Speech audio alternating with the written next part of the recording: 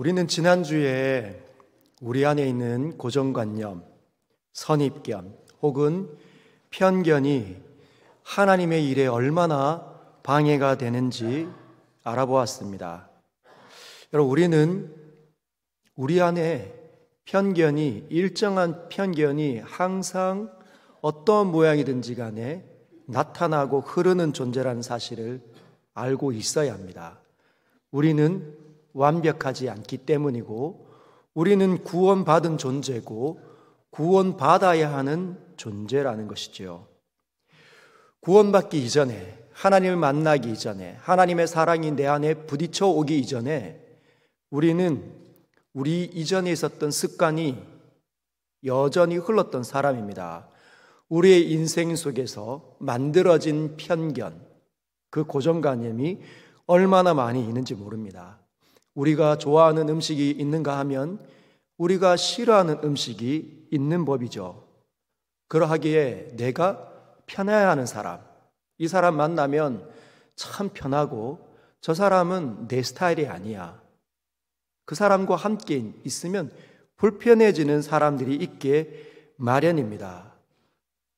그게 우리의 구원받기 이전에 우리 안에 흐르는, 우리를 이끌어가는 우리의 고질적인 편견과 또는 선입견 또는 고정관념입니다. 그런데 복음을 우리가 받았지 않습니까? 구원받은 사람, 하나님을 만난 사람들이 그 편견과 선입견들 때문에 복음이 내 안에서 제 역할을 하지 못할 때가 있다는 거예요. 첫 번째는 자기 자신. 이 편견이 흐르고 있을 때 하나님께서 예비한 엄청난 은혜가 내 안에 흐르지 못하도록 고정관념과 선입견, 먼저 들어온 선입견, 편견이 그 복음이 움직이게 하는데 장애를 가지고 올 수 있습니다. 지난주에 우리가 살펴본 것처럼 하나님은 사랑이시라. 그래서 사랑해야 된다고 생각을 하는데 늘 나쁜 짓을 하는 사람들까지 그냥 품으려고 하는, 또는 그 정반대에 있는, 하나님은 거룩하신 분이시기 때문에 죄를 미워해야 된다. 죄를 미워해야 된다는 이 하나님의 이 거룩한 진리가 사람들을 함부로 판단하게 된다는 거죠. 저건 나쁜 짓인데 어떻게 저렇게 행동할 수가 있어? 그러면 그 사람을 쉽게 평가하고 그 사람과 거리를 두게 됩니다. 그러면 그 복음이 나에게도 은혜가 되지 않지만 이 복음이 나에게 있을 때 이 복음을 통해서 그 사람에게 선한 영향력들을 주어야 하는데 그렇게 주지 못하게 된다는 거죠. 세상은 여전히 끼리끼인데 예수 믿는 사람들도 자꾸만 끼리끼리 뭉치려고 하는 그 고질적인 선입견에 이끌려 다닐 수 있다는 것을 꼭 기억하시고 극복해내시길 바랍니다. 심지어 이것은 신앙이 약한 사람들에게만 나타나는 증상이 아니라 신앙이 매우 뛰어난 사람, 지난주에 은혜 못 받고 지난주에 새벽도 안 나오고 금요기도도 안 나온 사람들, 또는 일주일 동안 말씀과 기도에 한 번도 들어가지 못한 사람들에게만 나타나는 것이 아니라 수요일 예배도 나오고 금요 기도에도 나오고 새벽을 깨우기도 하고 하나님의 성경을 들여다보는 사람들에게까지 나타날 수 있는 것이 바로 편견과 선입견이라는 거죠. 그래서 우리는 늘 우리 안에 어떤 고질적인 죄의 경향성에 물들어져 있는 선입견이 들어와 있는가, 먼저 들어온 그 관점으로 세상을 이해하고 있는가, 아니면 하나님의 생각으로 이해하고 있는가, 자기를 늘 살펴봐야 합니다. 여러분, 베드로가 그런 사람 아닙니까? 베드로가 설교하면 3,000명이 회개하는, 여러분, 누가 설교한다고 3,000명이 요즘에 회개합니까? 그런데도 불구하고 그는 완벽하지 않은 사람이었고 불완전한 것이 투성이인 사람이었습니다. 그는 루다에서 8년 동안 한 번도 일어나지 못한 그 병석에 누워있는 그 중풍병 걸린 그 남자 에니아스 일으켰던 사람입니다. 그것만 해도 엄청나지만 욥바에서는 더 엄청난 기적을 일으켰던 사람입니다. 죽은 사람, 다비다를 직접 살려낸 사람이잖아요.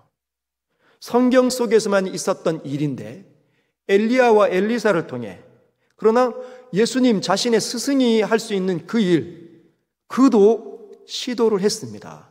시도할 수 있는 이유가 뭘까요? 죽은 사람 놓고 애니야야 일어나라. 그는 믿음의 사람이었기 때문이에요. 그럼에도 불구하고 그는 깨어지지 않는 편견이 있었습니다. 그 편견, 선입견.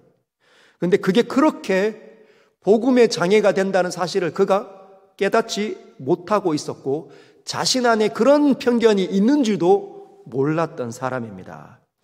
그래서 하나님께서 그에겐 역사하셔서 그가 기도할 때 환상을 보여주신 것이죠.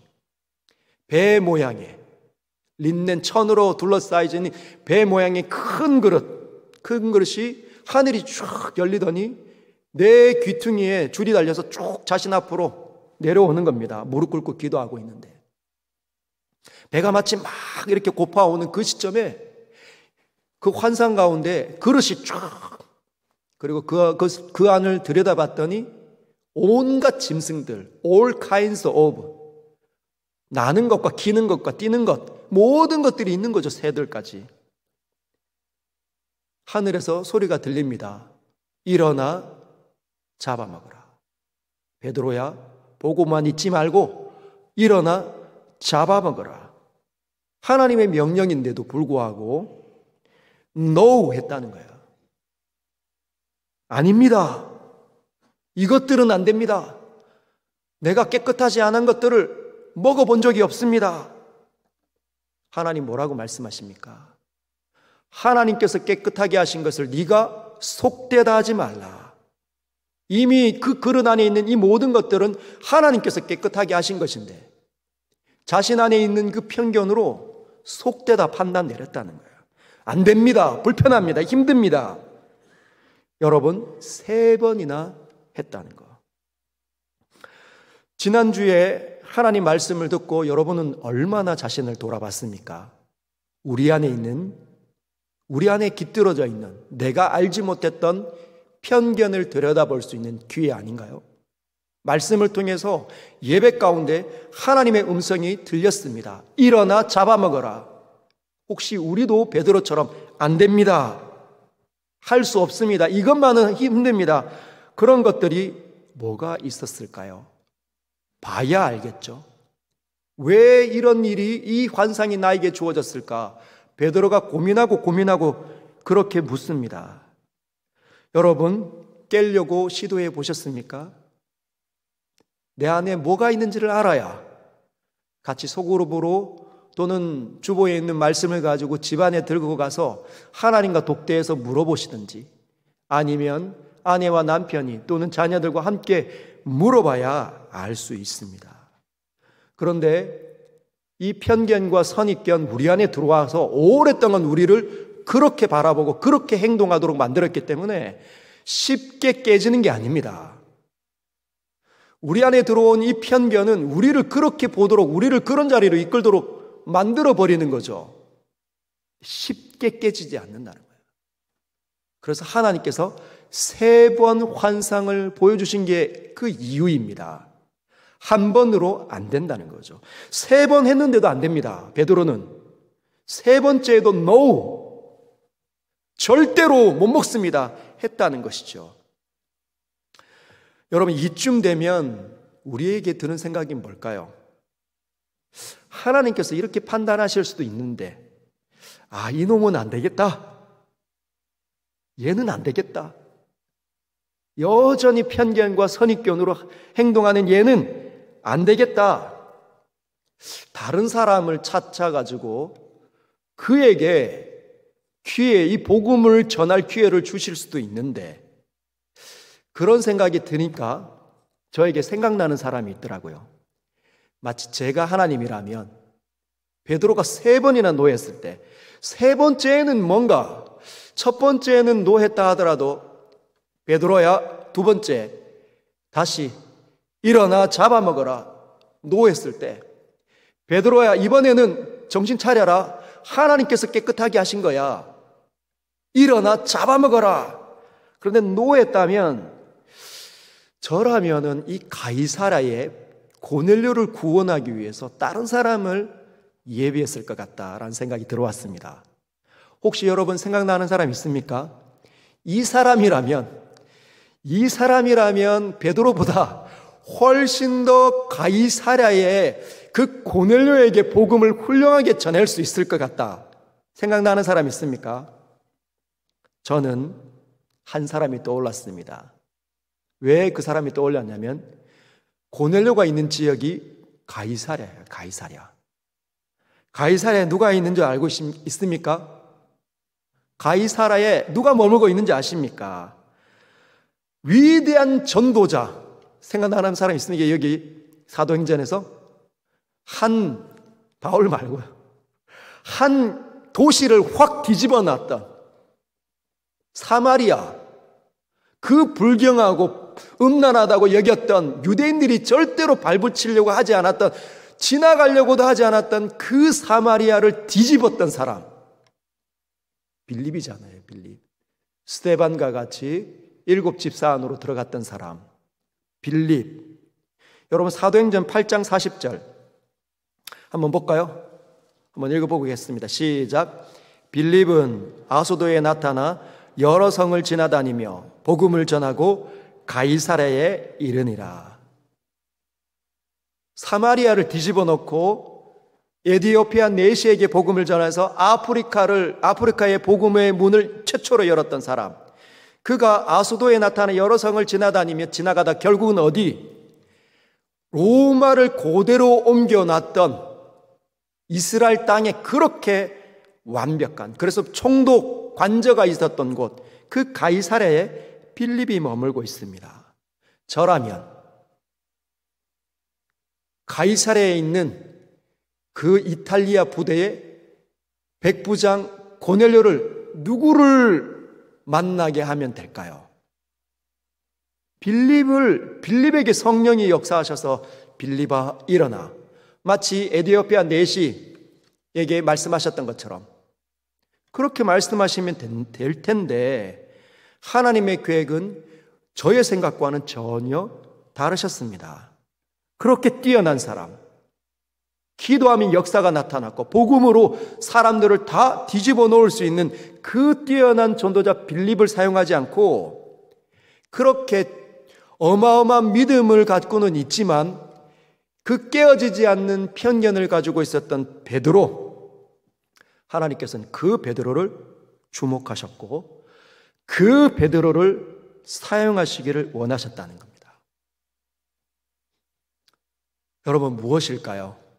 왜 그런 일이 일어날까요? 하나님께서 은혜의 하나님이시기 때문입니다. 그 한 사람을 향한 하나님의 계획이 있다는 것이 바로 하나님의 은혜라는 겁니다. 여러분, 베드로도 굉장히 고집이 있지만 하나님의 고집은 막을 수 있는 사람이 없습니다. 이 땅에서 하나님을 향하여서 하나님이 어디 있는가 하고 손가락질 한다 하더라도 제한된 시간 속에서밖에 할 수 없습니다. 하나님께서는 영원부터 영원까지입니다. 마귀가 교만해서 하나님을 향하여서 대적하잖아요. 언제까지입니까? 예수께서 다시 오시는 그 순간까지예요. 하나님께서는 영원부터 영원입니다. 그 영원한 하나님의 의지가 베드로를 향하고 있었기 때문에 편견과 고집이 있다 하더라도 하나님께서는 그를 선택하셨고 그에게 복음의 확장의 기회, 하나님과 함께 동행해서 하나님의 일을 감당할 수 있는 어마어마한 찬스.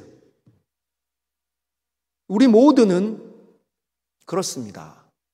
우리에게 하나님의 의지가 흐르기 때문에 우리 역시도 베드로보다 훨씬 못한 믿음, 심지어 우리는 무지하고 어리석고 고집불통의 사람들 아닙니까? 가끔씩 누가 잘 되면 배도 아프고 탐욕이 있고 욕심도 있는 죄악이 가득한 상태였지만 하나님의 의지가, 하나님의 선한, 우리를 향한, 나를 향한 하나님의 사랑이 흐르고 있기 때문에, 그것이 은혜이기 때문에 우리는 선택을 받았습니다. 뿐만 아니라 예수 믿고 나서도 우리의 편견과 선입견 때문에 누군가에게 따뜻하게 다가가지 않는, 이 사람은 되지만 저 사람은 되지 않는 우리의 고질적이지만 그럼에도 불구하고 하나님께서는 우리에게 기회를 주신다는 거예요. 왜 기회를 주십니까? 착하고 충성된 종아라는 소리를 하시기 위해서. 늘 끊임없이 우리에게 도전하시고 이렇게도 저렇게도 이 상황 속에서 저 상황 속에서도 하나님 우리에게 늘 다가오셔서 말씀하시는 분이십니다. 그 선입견을 보도록, 장애를 뛰어넘도록 여러분, 하나님께서는 포기하지 않습니다. 결국은 그를 이끌어서 하나님의 영광의 복음을 전하게 하신다는 것을 믿으시기를 바랍니다. 로마서 8장 28절 같이 한번 읽어볼까요? 시작. 우리가 알거니와 하나님을 사랑하는 자 곧 그의 뜻대로 부르심을 입은 자들에게는 모든 것이 합력하여 선을 이루느니라. 아멘. 믿으십니까? 우리 자신의 연약함을 보지 마십시오. 우리는 제대로 길을 걷지도 못하는 것 같고 제대로 보지도 못하는 것 같습니다. 그러나 하나님께서 우리 속으로 뚫고 들어오셔서 우리를 늘 설득하십니다. 설득되시기를 주님의 이름으로 축복합니다. 여러분, 베드로는 그가 깨닫지 못하고 있었던 선입견, 편견이 있음을 환상 가운데에서 조금씩 인식하고 있습니다. 환상 속에서 하나님께서는 베드로를 만나 그가 누구인지, 그 안에 어떤 어려움과 그런 고질적인 병폐가 있는지를 보여주고 있는데, 그러고 있을 때 막 누가 도착하냐? 17절. 베드로가 본 바 환상이 무슨 뜻인지 속으로 의아해하더니, 하나님과 위에서, 옥상에서는, 지붕 위에서는 하나님과 베드로가 지금 만나 대화를 나누고 있는데, 그 마지막 대화가 딱 이렇게 끝이 날 때 마침 집 아래 문 밖에서는 누가 찾아왔냐? 고넬료가 보낸 사람들이 시몬의 집을 찾아 문 밖에 서서 불러 묻습니다. 탁탁탁탁. 그 요리를 준비했던, 음식을 준비했던 무두장이 시몬 또는 그의 집안 사람들이 누구세요? 라고 삐그덕 문을 엽니다. 그럼 뭐라고 얘기합니까? 베드로라는 시몬이 여기 유숙하느냐? 이 일은 베드로는 듣지 못했어요. 누가 왔나? 이렇게 보지 못합니다. 그는 의아해하고 있는 거죠. 그런데 언제? 밑에서는 그렇게 대화가 이루어지고 있을 때 위에서 다시 성령이 이제 말씀하십니다. 성령이 19절, 23절은 아닙니다. 19절. 베드로가 그 환상에 대하여 생각할 때에 성령께서 그에게 말씀하시되 두 사람이 너를 찾으니 일어나 내려가 의심하지 말고 함께 가라. 내가 그들을 보내었노니라 하시니. 하나님께서는 다시 그때 말씀하시는 거죠. 베드로는 그때 어떤 사람들이 찾아와서 자기를 찾는지는 모릅니다. 그때 하나님께서는 말씀하십니다. 두 사람이 너를 찾고 있다. 두 사람이 너를 찾고 있다. 일어나 의심하지 말고 함께 가라. 내가 그들을 너에게 보내오노라. 지금 묵상하고 있는데 왜 그런 환상이 일어났을까? 도대체 주님은 뭘 말씀하시기 위해서, 내게 어떤 것들을 보여주기 위해서 이 환상을 열어주셨을까 하고 있을 때 밑에서는 사람들이 찾아왔고 하늘에서는 성령이 그 모든 것들을 깨닫게 하십니다. 하나님께서는 타이밍의 하나님이시라는 거예요. 모든 것들을 짜 맞춰서 그 애를 설득하시기를 원합니다. 여러분, 우리의 눈이 하나님의 시각으로 바뀔 때 언제입니까? 묵상할 때. 하나님의 소리를 묵상할 때, 기록된 성경을 통해 하나님의 음성으로 내게 다가오기를 묵상할 때 내게 일어나는 일이 심상치 않고 하나님의 뜻 가운데서 일어나는 것인 줄 그때 볼 수 있습니다. 성경과 성경 속에서 말씀하시는 그 하나님의 뜻이 내 삶 속으로 투영되어서 적용되는 일은 언제 일어나? 묵상할 때. 그리고 하나님께서 그 타이밍을 열어주실 때, 그때 우리는 이 세상이 이해가 된다는 거예요. 여러분 꼭 기억하십시오. 말씀의 사람들이 되시길 바랍니다. 베드로가 내려갑니다. 내려갔더니 지금 무두장이 시몬과 또는 그 집안 사람과 바깥에서 전혀 처음 본 사람들이, 낯선 사람들이 이야기하고 있어요. 그 사람들을 보니까 가만히 보니 마치 군인인 것처럼 날쌔 보이고 매서워 보이고, 그리고 옷도 달라 보였을 수도 있습니다. 베드로가 묻습니다. 무슨 일로 나를 찾아왔습니까? 21절에. 그랬더니 백부장 그 하인 또는 부하가 이렇게 얘기하는 거죠. 22절에 고넬료는 의인이요 하나님을 경외하는 사람이다. 고넬료에 대해서 이야기합니다. 그가 유대 온 족속의 그를 칭송합니다. 왜? 많이 구제하고 항상 기도하는 사람이니까. 근데 그가 거룩한 천사의 지시를 받아 당신을 그 집으로 청하여 말을 들으려고 하고 있습니다. 지금 초대받았습니다 라고 얘기한다는 거죠. 그 이야기를 들은 베드로가 어떤 반응을 보였을까요? 23절 같이 한번 보겠습니다. 시작. 베드로가 불러들여 유숙하게 하니라. 이튿날 일어나 그들과 함께 갈새 요빠에서 온 어떤 형제들도 함께 가니라. 오늘은 23절까지만 보도록 하겠습니다. 여러분, 베드로가 한 행위가 뭡니까? 불러들여. 그래요? 집으로 들어오세요. 이 안으로 들어오세요. 그리고 한 일이 뭡니까? 함께 하룻밤을 보냈다는 거예요. 유숙하게 아니라 이튿날 일어나 갔다는 거죠. 제가 묵상을 해봤습니다. 어떻게 하나님의 이 메시지를 듣고 하나님의 환상을 본 사람이 왜 이렇게 행동했을까? 왜 베드로는 즉시 출발하지 않았을까? 생각해 보신 적 있습니까? 베드로는 왜 즉시 출발하지 않았을까? 여러분, 베드로가 환상을 보던 시간이 언제라고요? 정오 점심때. 점심때. 뭐 많이 지났다고 해서 1시 정도 안 됐겠습니까? 그죠? 1시쯤에. 그러면 밥 먹고 짐 챙겨 출발하면 되잖아요. 여러분, 고넬료는 어떤 사람이었습니까? 고넬료는 환상을 본 즉시, 천사의 지시를 받은 즉시 뭐 했죠? 부하를 부르고 하인들을 불러 지시해서 바로 짐 챙겨서 떠나겠습니다. 그런데 지금 오랫동안 예수님을 쫓아다니고 예루살렘 교회의 수장이 되고 많은 역사의 믿음의 기적의 주인공처럼 사용됐던 베드로는 왜 즉각적으로 일어나지 않았을까요? 짐 챙겨 바로 떠나면 되는데, 점심 챙겨 먹고 가도 늦지 않을 텐데. 이 사람은 왜 이럴까? 죄송합니다. 나중에 베드로한테 가면 뭐라 하겠지만, 이분은 도대체 왜 그랬을까? 베드로 사도는. 제가 묵상을 하고 주님께 묻고 그의 이 행위를 들여다보려고 고넬료 이야기까지 다시 올라가서 들여다보는 순간, 베드로의 이 행동은 베드로의 고집과 편견이 만들어내는 게 아니라 베드로의 선함, 예수님 믿는 그 안에 예수님 닮아 있는 선함이 만들어내는 배려였구나라고 깨닫게 됐습니다. 왜 그렇게 생각했는지 제가 말씀드리겠습니다.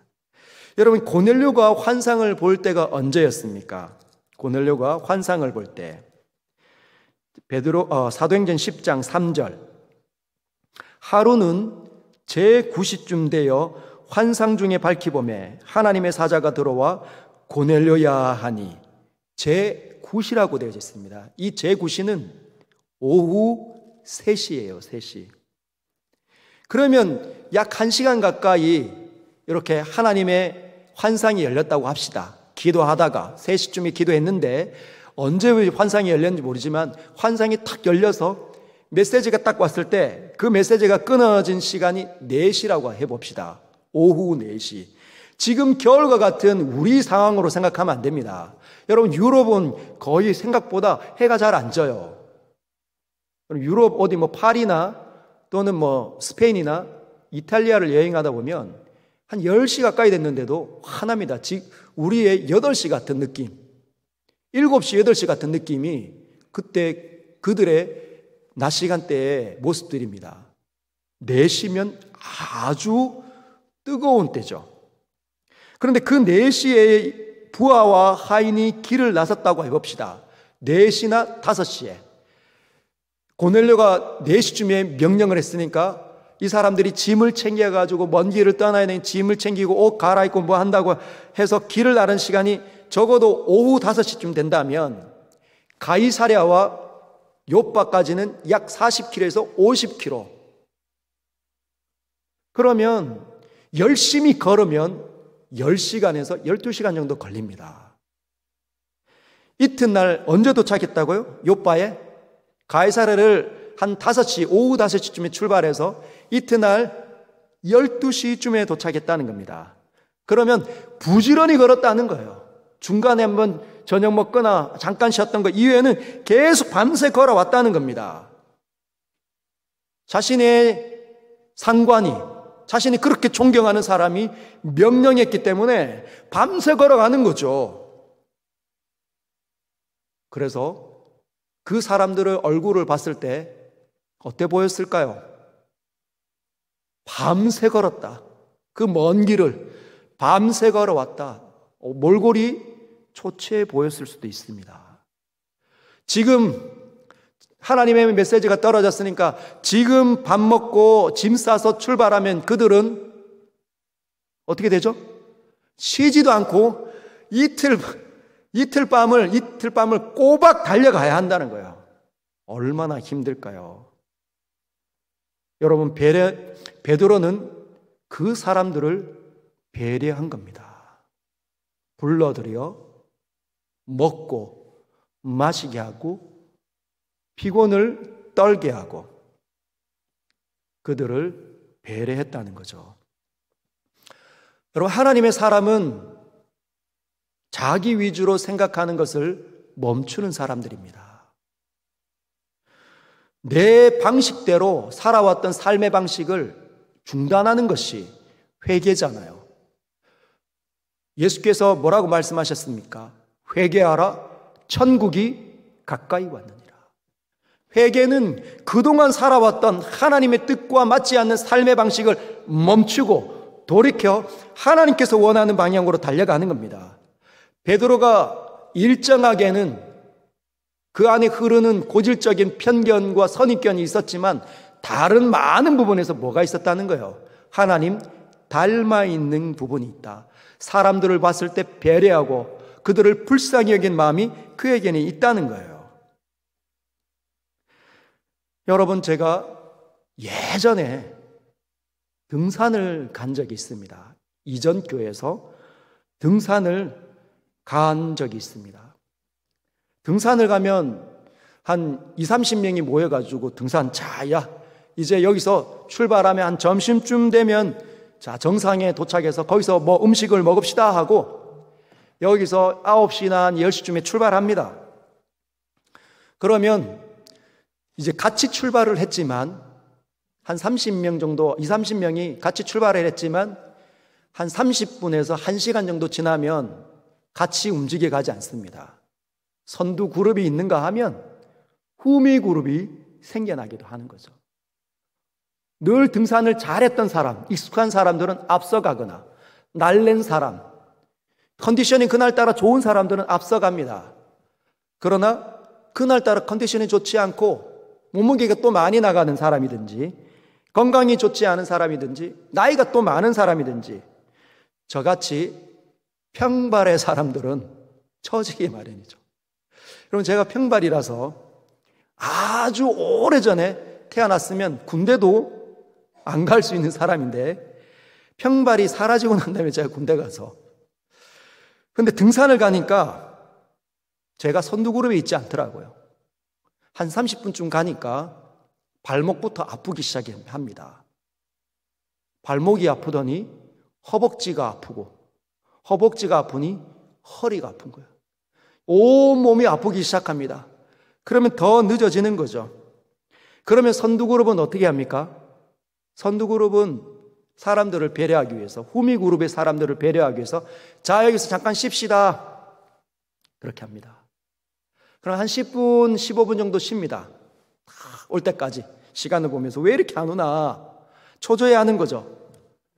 그리고 난 다음에 저 멀리서 한 20, 30m 뒤에서 코너로 탁 털고 올라오는 후미그룹을 보면서 기다립니다.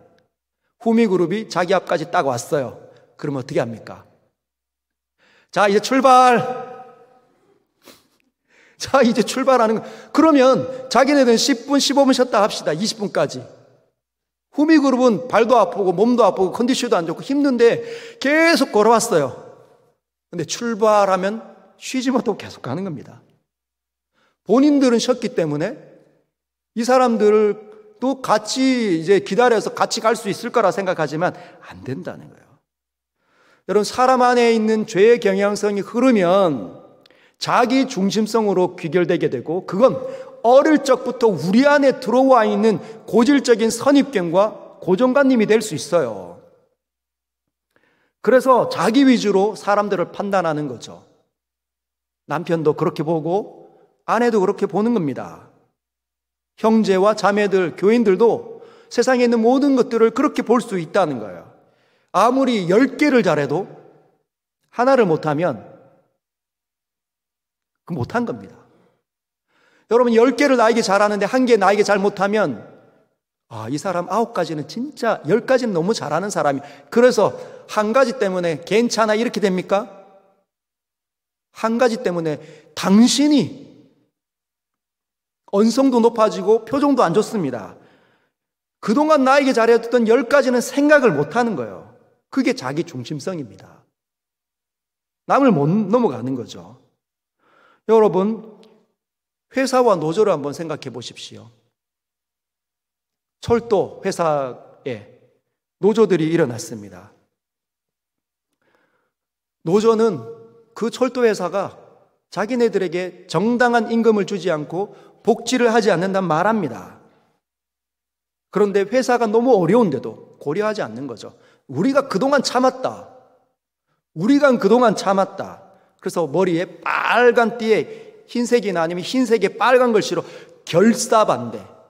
그게 목숨을 걸 일입니까? 결사반대. 어떨 때는 시민들의 불편도 이용하기도 합니다. 회사는요, 괘씸하니까 자신들의 회사를, 그 회사가 이렇게 경제적으로 어려운데도 돌아보지 않으니까 노조를 고소하든지 돌아보지 않고 정당한 임금을 주지 않으려고 합니다. 각각 다 자기 위주로 생각하는 것이죠. 세상에 이런 구조로 너무 많이 흘러가 있습니다. 왜? 인간 안에 흐르는 죄의 경향성 때문에. 여러분, 국회를 한번 보십시오. 우리가 선택해서 일 잘하겠다, 수많은 조항들을 내세워가지고 약속들을 국민에게 해서 뽑혀가 갔는데 늘 그 안에서 멱살잡이, 고성 올라가고, 이분들이 그렇게 뛰어난 학식을 갖춘 사람 맞는가 의심스러울 때가 많습니다. 이 정당은 절대로 포기하지 않습니다. 이 정당과 절대로 포기하지 않습니다. 어떤 것들은 내어주고 어떤 것들은 같이 협치할 생각이 없는 거죠. 이것이 세상의 방식들입니다. 우리 역시 그렇게 그 세상 속에서 살아왔기 때문에 예수 만나기 이전에 그런 습관이 우리 안에 들어와 있기 때문에 우리는 그것들을 볼 수 있어야 합니다. 예수 믿을 때는 다른 성향이 우리 안에 들어왔다는 것을 인식해야 합니다. 어떤 게 들어왔습니까? 무엇이 들어왔습니까? 하나님의 은혜와 하나님의 사랑. 왜? 성령이 우리 안에 거하시니까. 성령이 우리 안에 거하셔서 사랑과 희락과 화평과 오래 참음과 양선과 자비와 절제와 이 모든 것들을 만들어내기를 원하신다는 거예요. 우리가 엎드리면, 말씀을 붙잡고 씨름하면, 묵상하면 그 일이 일어나는데, 그냥 내버려두면 성령이 우리 안에 들어오시지만 말씀을 갖고 씨름하지 않으면 사랑과 화평과 오래 참 이런 것들이 일어나지 않습니다. 우리 알잖아요. 깨달았는데, 주님께서 말씀이 들려서 너 이렇다라고 깨달음이 왔는데, 예배 때 마음이 부딪혀서 나를 보았는데, 지난주와 이제까지의 삶을 돌아볼 수 있는 기회를 얻었는데 문 열고 나가면 그 삶이 일어납니까? 안 일어난다는 거예요. 사랑과 희락과 오래 참음과 자비와 양선 이런 것들이 안 생깁니다. 언제 생긴다고요? 굴복당할 때. 하나님의 말씀에 내가 통제받는 하나님의 나라가 되기 위해서 애를 쓸 때 그때 되는 거죠. 그때 우리는 자기 위주로 보던 이 사고를 멈추고 성향을 멈추고 다른 사람을 보게 됩니다. 제가 목회를 이렇게 해오면서 교회 안에 영적인 이방인과 영적인 유대인, 영적인 유대주의 두 부류가 있는 걸 보게 되었어요. 첫 번째는 영적인 이방인들. 제가 영적인 이방인이라고 표현했는데 누구를 가리킬까요? 본인 스스로 하나님의 은혜를 받아 하나님 안으로 들어와 하나님의 자녀가 되었는데 자꾸만 그 세상에서 얻었던 자기 위주, 못 넘어서게 만드는 그 선입견과 그 고질적인 편견 때문에 자기를 이방인처럼 여기는 거예요. 아, 나를 아무도 관심 있게 보지 않는구나. 교회 안으로 들어왔는데 스스로의 장벽을 뛰어넘어서 그 모임 안으로 깊이 쑥 들어가야 되는데, 공동체 안으로 들어가야 되는데 본인 스스로 자꾸만 이방인인 것처럼 겉도는 사람들이 있습니다. 여러분, 뛰어넘으시길 주님의 이름으로 축복합니다.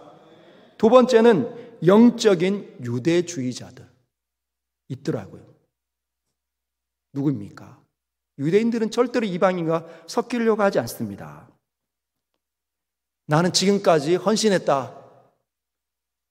나는 지금까지 하나님께 이렇게 기도했다. 나는 새벽기도에 빠지지 않는다. 나는 환상을 경험했다. 나는 이런 기적들을 경험했다. 이야기하면서 그것들을 보지 못한 사람들을 쉽게 판단하는 것. 여러분, 우리 모두가 다 구원받은 사람들인데 누가 더 낫습니까? 우리 모두가 하나님의 아들이 죽어야만 사는 존재들인데 누가 하나님 앞에 자기 자신의 뛰어남을 자랑할 수 있겠습니까? 우리가 뛰어나지는 이유도, 우리가 성화를 경험하는 이유도 하나님의 은혜가 내 안에서 거저 주어짐이 이끄니까 그렇게 달라지는 거죠. 자랑할 수 있는 사람은 아무도 없습니다. 교회 안에는 영적인 유대주의자들도 그 선입견을 깨뜨려야 합니다. 내 안에 자랑하고 싶은 거, 내 안에 이렇게 우월하다고 생각하는 이런 것들이 있다면 내려놔야 합니다. 믿음의 형님들, 누님들, 우리 교회에 오래 있었던 사람들, 태어나서 나고 자랐던 사람들, 여러분, 그런 때 사람들을 쉽게 판단하려고 하는 게 우리 안에 있다는 것을 기억하셔야 합니다. 내가 그렇지 않는지 손을 내밀어 주셔야 되는 거죠. 아, 그렇군요. 너무 잘했습니다. 여러분, 목장 모임할 때, 말씀을 나눌 때 삶을 잘 못 산 사람들이 말씀을 비춰서 자기의 허물을 이야기하면 자꾸만 잘했던 사람들을 가르치려고 듭니다. 당신이 이게 문제였지. 여러분, 그걸 몰라가지고 이렇게 나누는 게 아니에요. 그러면 이제 더 이상 안 나눕니다. 그러면 그 사람은 나로 인해서 영적인 이방인처럼 행동하기 시작하는 거죠. 겉돌기 시작합니다. 그렇지 않아야 된다는 거예요. 우리 모두는 서로 그럴 수 있죠. 우리가 같이 하나님 앞에 엎드려 봅시다. 잘 나누셨네요. 나눠야, 여러분, 잘 나누는 습관이 우리 안에 없으면 말씀을 나누려도 피상적이에요. 네, 아니요. 이래가지고 뭘 나눕니까? 그런 부분들이 기꺼이 이번 주에 이렇게 살았는데, 하나님을 이렇게 경험하고 이렇게 했는데도 불구하고 내가 이번 주에 실패했어요. 하나님 앞에 더 엎드려야 되겠어요. 그러면 제가 기도해 드릴게요.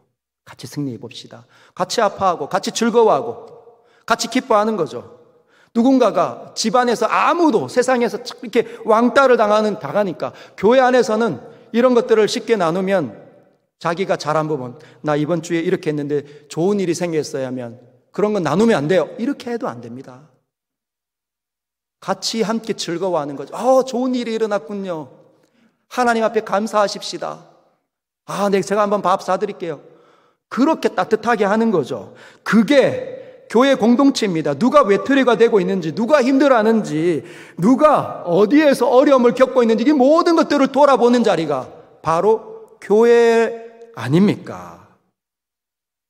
우리 안에 성령이 원하시는 일, 그 성화의 과정을 거치면서 교회가 건강하게 되도록 여러분 힘써 주시기를 부탁드립니다. 여러분, 베드로는 그런 사람이었습니다. 남을 볼 수 있는 눈이 있었다는 거죠. 그래서 베드로는 이튿날 출발합니다. 그러면 이튿날 출발하기 전에 그 하인들, 그 부하를 만나서 베드로가 유숙하면서 어떤 일을 경험할까요? 놀라운 일이 그 하룻밤에 일어나고 있습니다. 그날 밤에 그 무두장의 집은 어떤 곳이 되었을까요?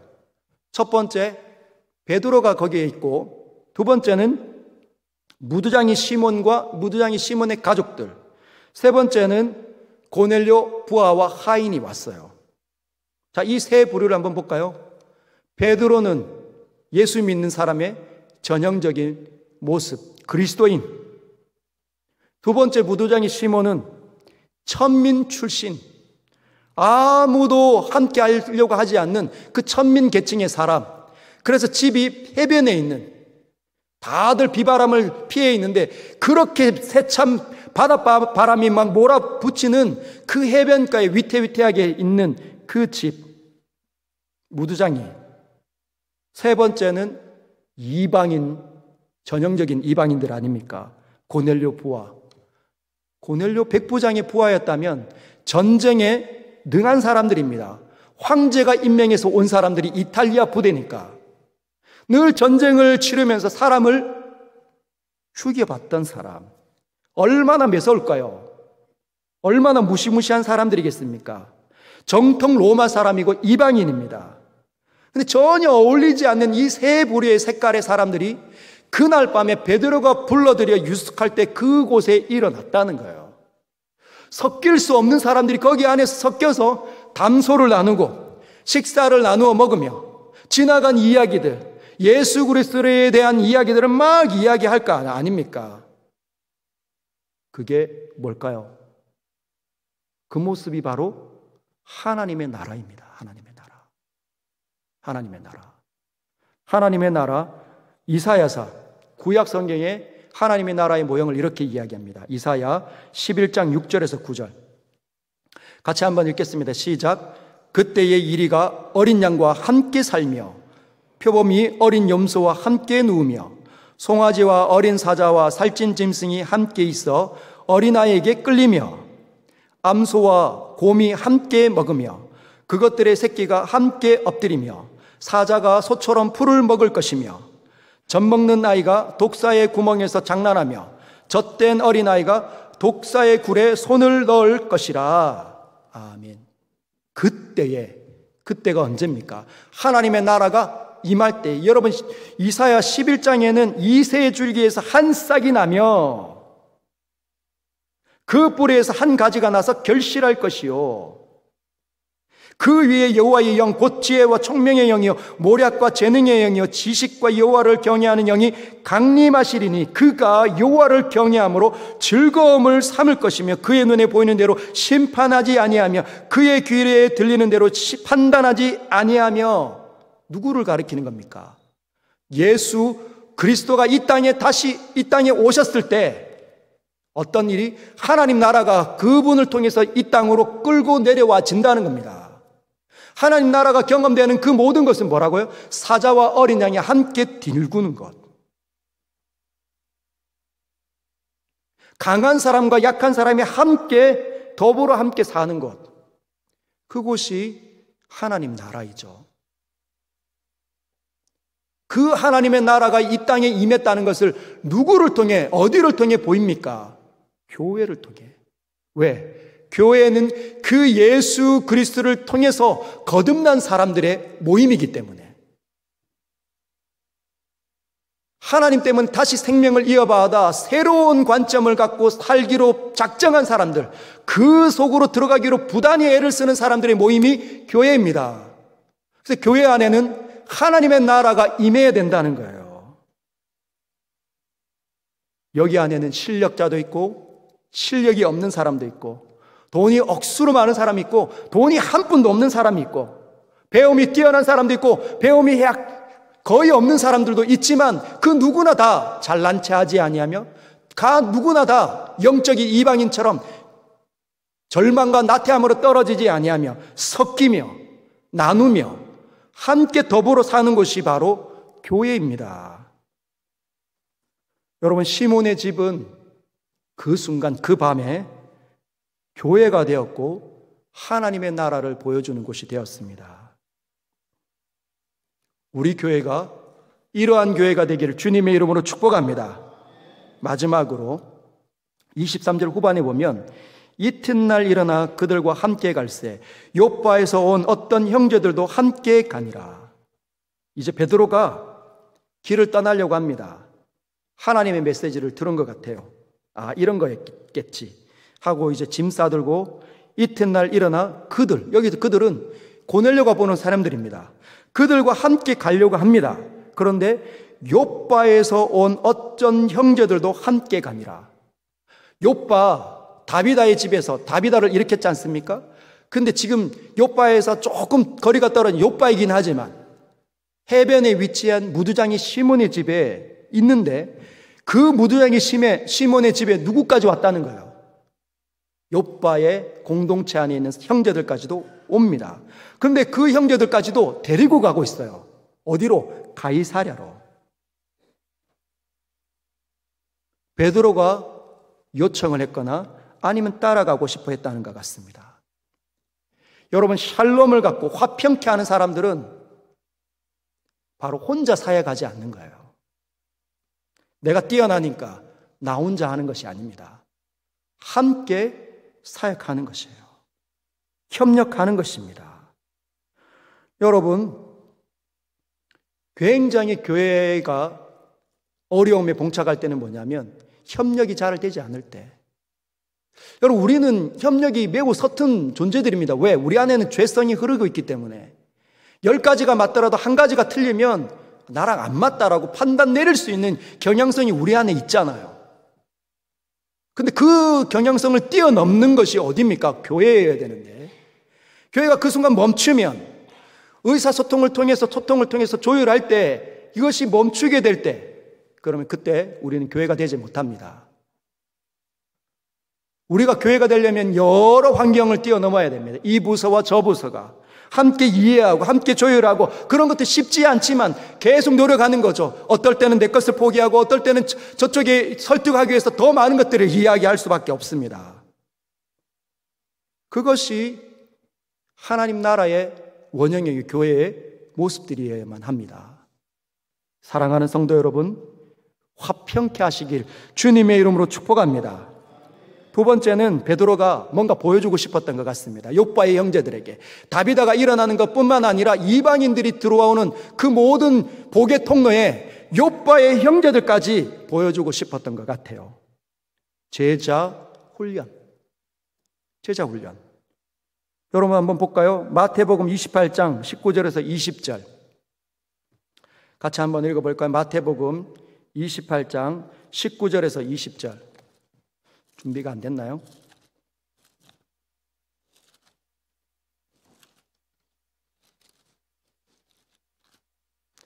(19절에서 20절) 같이 읽겠습니다. 시작.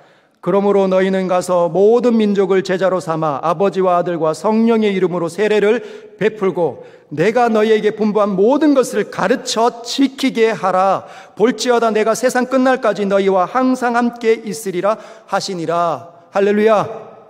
하나님께서 우리와 함께 하시면서 하고 싶어하는 일이 뭐라고요? 우리를 보낼 뿐만 아니라 복음을 가지고 세상에 보낼 뿐만 아니라 그 세상에 있는 사람들을 가르치도록 훈련시키도록 그러려면 먼저 우리가 그 길을 걸어야 하고 그 길에 어떤 일들이 일어나는지 경험할 수 있어야 합니다. 그리고 그 모습 속에 나를 만나는 사람들을 이끌어 가야 한다는 거죠. 내 자녀들이 엄마 아빠를 통해서 하나님 나라를 꿈을 꿀 수 있도록 우리는 우리 자신을 그렇게 거룩한 산제물로 드릴 수 있어야 합니다. 물론 날마다 실패하는 일이 연속일 수 있지만 그럴 때마다 우리는 엎드려야 하고, 우리를 보는 자녀들, 실망스러운 자녀들, 막 실망하고 있는 자녀들이 뭘 얘기합니까? 아빠도 목사지만 내 안에 흐르는 이 죄의 경향성이 이렇게 지독한지 몰랐다. 네가 기도해 주렴.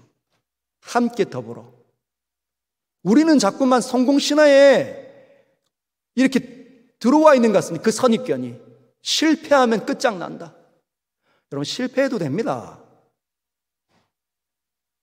교회 사역을 놓고 하다가 실패해도 됩니다. 안 하는 게 문제지. 실패하지만 같이 함께 더불어 다시 일어나는 거죠. 자녀들한테 그 모습을 보여야 합니다. 늘 성공만 하는 모습을 자녀들한테 보이면 자녀가 실패할 때 어떻게 할 겁니까? 절망하는 거죠. 나는 믿음이 없나 봐. 나는 어쩔 수 없는 존재인가 봐. 그러면 그 아이들도 죄성을 갖고 태어난 아이들인데 극복할 수 있는 비결을 부모를 통해 보지 못하는 거죠. 사랑하는 성도 여러분, 우리는 그렇게 실패하는 자리까지 보여주시고 우리 지체들에게 실망하는 모습까지도, 실망스러운 모습까지도 보여줄 수 있어야 합니다.